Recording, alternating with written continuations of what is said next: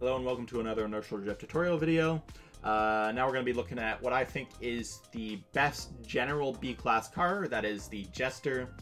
If you watch my Dragon video, then you'll know that if you compare the Dragon and the Jester and the Dragon actually have the same top speed, though Jester has a bit less acceleration. This isn't quite true. If you watched my Dragon video, you probably know why, but I'll go over it again. At low speeds, the Jester will out-accelerate the Dragon. At high speeds, generally around 170 and above, the Dragon will be able to out-accelerate the Jester. So actually, they kind of have sort of equal acceleration in a way, but they excel at different speed parts. Because of this, the Jester excels in places where you're forced to decelerate to a very, very low speed. So this would be something like Sunset Sea Circuit, where you have those really sharp hairpin corners, and you slow down to something like 130, 120. Then Jester's going to be blown ahead of the Dragon after that because of its low speed acceleration. Where it loses is stuff like a bridge run, where it has a lot of long straightaways, but then tight corners, but the tight corners aren't that tight, so you don't need to slow down too much. And you never have to slow down below that 170 mark where they sort of even out and Jester becomes better. Because of that, the Dragon will be able to pull away after corners because, again, its high speed acceleration is better.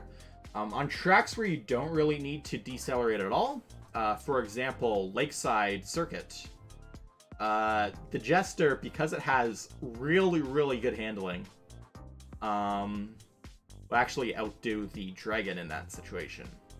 The Dragon will have to slow down for corners more than the Jester does. Also, sort of generally, most point-to-point tracks are going to favor the Jester. This is because of its great handling. It's able to get around hairpin corners much, much faster than the Dragon. Likewise, circuit tracks that have those hairpin corners, like Sunset Sea Circuit, like Kirno Forest, or Frozen Precipice, Jester will win that. Jester, while not as good at doing this as the Gecko RX, is also able to take snow shortcuts and still save time. Something which I'm not sure the Dragon can do. Maybe it can. But definitely something like the Jet, I don't think can. So that's something to keep in mind. Generally, it's all around a really, really fantastic car. And most of the time, if you're picking a track on B-Class, the Jester will be the best option. So to show this off, I'm going to be showing it off on Sunset Sea Circuit.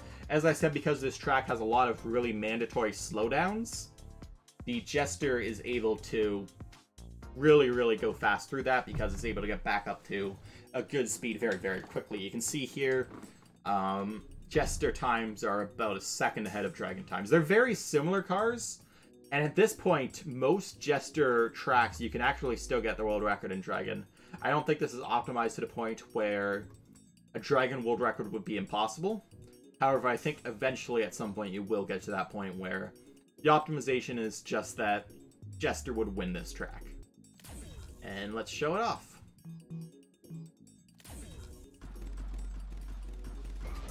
So with the Jester will increase its drift angle very, very quickly. So you can see I barely touched the stick there, and yet it already increased so much. And because of that, you have to be really gentle on the drift stick. Again, I've said this in all my videos before, but the steeper your drift angle, the more your deceleration. So being able to minimize your drift angle, if you don't need a steep drift angle, don't use it. You can save quite a bit of time. You can see I'm also able to reset to straight by tapping brake. This is something a lot of cars in the game are able to do, and Jester is one of them. You also see that I'm actually bonking on quite a few corners. And just because Jester's deceleration when touching a wall isn't actually that big. So if it's the right wall, then just go for the bonk. That's a lot of track memorization. It's very specific to the track, which walls you can and can't do that on. So it's not really something I could show off in a sort of 5-minute tutorial video, unfortunately. But usually when you get these sort of tight hairpins, I'm just going to be blasting through this by bonking. Because if I wanted to get around those quickly, I'd actually have to brake more and turn more than I would by just slamming into them. Yes, I'm going to do another lap. Throw some more stuff off here. So actually, specifically on this track, this is an interesting bonk, and we'll see if I can get it. But that bonk there is very difficult. Reason being that if you're just a tiny bit too far to the left, then you will basically grind to a halt. You have to hit it at a very, very close to the actual corner itself. But if you do that, then it will basically act as a free set of instant brakes, and it will get you around the corner faster than if you just hit the corner normally. But you can see I'm accelerating super fast coming out of that part there, and that's something where Jester will just straight up beat the dragon. And likewise, it's able to get through sections like this much easier than the dragon by basically just lightly tapping the drift stick. And again, just it's really good at preserving speed through these corners. And because of that, it's able to make use of its really good top speed on this top straightaway section. And once more around the hairpins.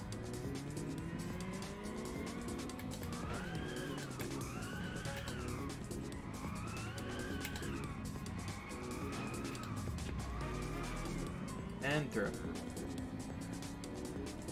And I'm gonna do a part lap just to see if I can show off the bonk at the beginning of this track again, just so you see how it's done. If not, then you get the idea. Yeah, so I added to be a bit more to the left there.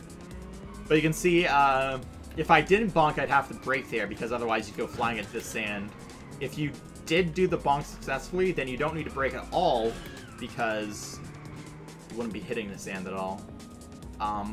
But you can watch, if you really want to see that, it's kind of obvious where you need to hit it. It's just hard to get the exact right angle. But if you want to see it done right, I'd recommend looking at my Jester PB video for this track on YouTube. If you just go to my channel and search for Jester, you'd probably be able to find it. It's the 127.88. But that's about all I have to say about the Jester. It's a really fun car. I'd recommend it. It's one of the most slept-on cars in this game. If you have any questions about it, or you think there's something I missed in this, please feel free to let me know. Otherwise, I'm going to end off the video here, so thank you and goodbye.